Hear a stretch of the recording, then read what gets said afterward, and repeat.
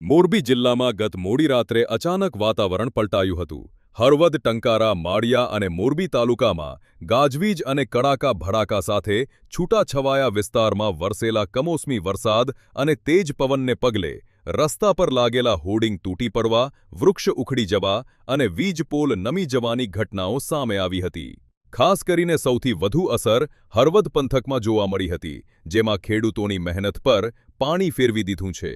માળિયાના સોનગઢથી નાની બરાર વચ્ચેથી નીકળતી હાઈટેશન લાઇનનો એક પોલ નમી ગયો હતો. આ ઉપરાંત રણ વિસ્તારમાં પણ અગરિયાઓએ લગાવેલા સોલાર પ્લેટ પણ ઉડી તૂટી પડી હતી. ખેડૂતોના ખેતરોમાં તૈયાર ઉભેલા પાકોને ભારે નુકસાન થયું છે.